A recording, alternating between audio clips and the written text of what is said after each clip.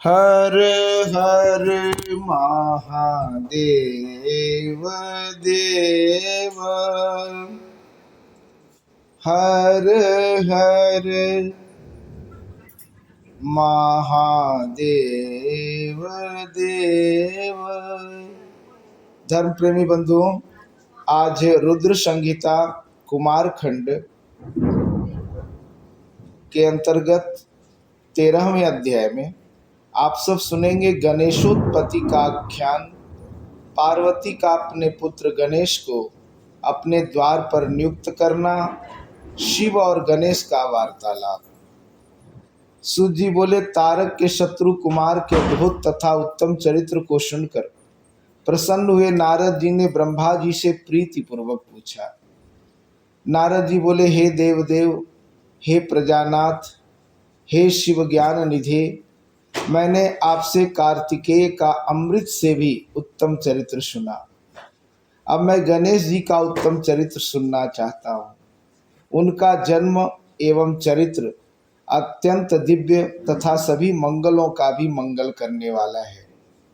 सूत जी बोले, उन महामुनि नारद जी का यह वचन सुनकर ब्रह्मा जी प्रसन्न चित्त हो गए और शिव जी का स्मरण करते हुए कहने लगे।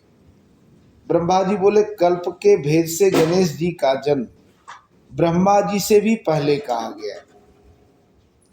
एक समय शनि की दृष्टि पड़ने से उनका सिर कट गया और उस पर हाथी का सिर जोड़ दिया गया। अब मैं श्वेत कल्प में जिस प्रकार गणेश जी का जन्म हुआ था उसे कह रहा हूं, जिसमें कृपालु शंकर जी के द्वारा उनका शिरच्छेदन किया गया था। हे मुने, शंकर जी सृष्टि करता है, इस विषय में संदेह नहीं करना चाहिए। वे सबके स्वामी हैं। वे शिव सगुण होते हुए भी निर्गुण हैं। हे मुनि श्रेष्ठ, उनकी लीला से ही इस विश्व का सृजन, पालन तथा संहार होता है। अब आदर पूर्वक प्रस्तुत चरित्र सुनिए। शिव जी के विवाह के उपरांत कैलाश चले जाने पर कुछ समय के बाद गणेश जी का जन्म हुआ। किसी समय पार्वती की सखियां जया तथा विजया पार्वती के साथ मिलकर विचार करने लगी। शिव जी की आज्ञा में रहने वाले नंदी, भृंगी आदि अनेक और असंख्य प्रमथ गण हैं। यद्यपि वे हमारे भी गण हैं, फिर भी शंकर की आज्ञा का पालन करने वाले वे सभी द्वार पर स्थित रहते हैं। स्वतंत्र रूप से हमारा कोई भी गण नहीं। यद्यपि वे सब हमारे भी हैं, किंतु हमारा मन उनसे नहीं मिलता है। इसलिए हे अनघे, हमारा भी कोई स्वतंत्र गण होना चाहिए। अतः आप ऐसे एक गण की रचना कीजिए। ब्रह्मा जी बोले, जब सखियों ने यह उत्तम वचन पार्वती से कहा तब उन्होंने उसमें अपना हित मान लिया और वे वैसा करने का प्रयत्न करने लगी। इसके बाद किसी समय जब पार्वती जी स्नान कर रही थी, उसी समय द्वार पर बैठे नंदी को डांट कर शंकर जी भीतर चले गए। शिव जी को असमय में आता हुआ देखकर स्नान करती हुई वे सुंदरी जगदम्बा लज्जित होकर उठ गई। उस समय अत्यंत कौतुक से युक्त पार्वती को सखियों के द्वारा कहा गया यह वचन अत्यंत हितकारी तथा सुखदायक प्रतीत हुआ। इसके बाद कुछ समय बीतने पर परमाया परमेश्वरी पार्वती ने मन में विचार किया कि मेरा भी कोई ऐसा सेवक होना चाहिए जो श्रेष्ठ हो तथा योग्य हो और मेरी आज्ञा के बिना रेखा मात्र भी इधर से उधर विचलित न हो।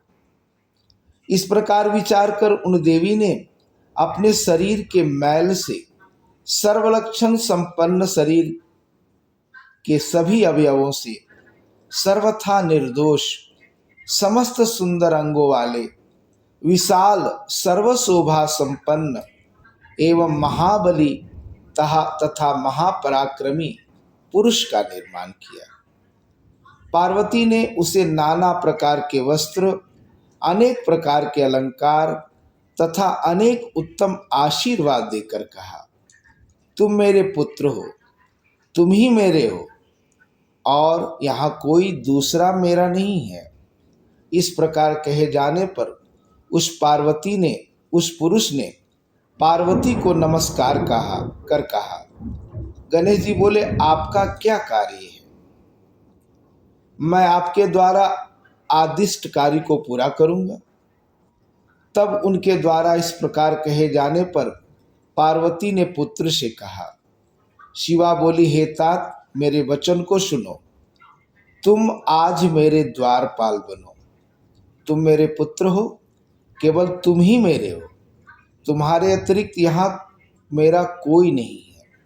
हे सतपुत्र, मेरी आज्ञा के बिना कोई भी मेरे घर के भीतर किसी प्रकार हट से भी ना जाने पाए। हे तात, यह मैंने तुमसे सत्य कह दिया।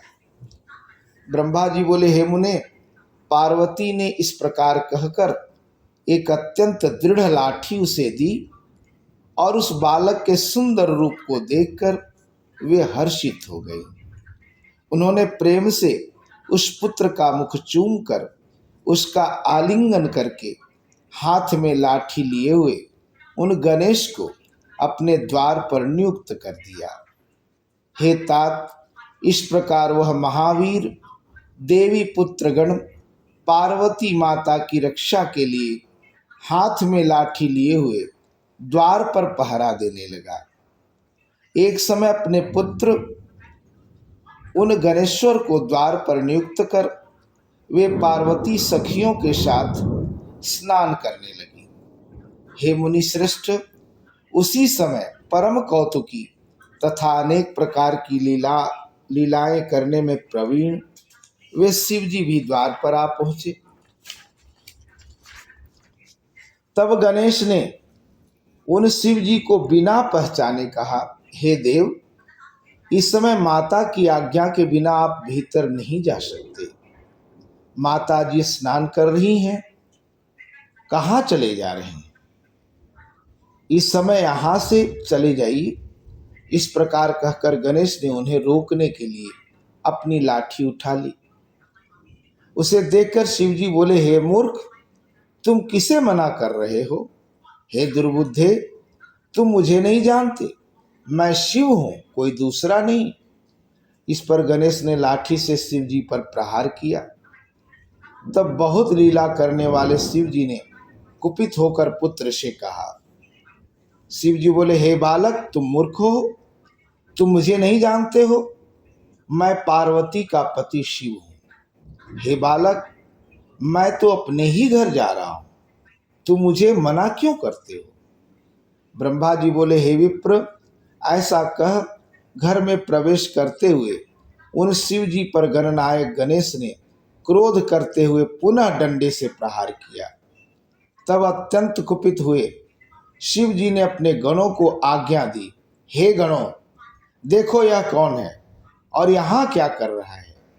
ऐसा कहकर लोकाचार में तत्पर रहने वाले तथा अनेक अद्भुत लीलाएं करने वाले शिव जी महाक्रोध में भरकर घर के बाहर ही स्थित रहे।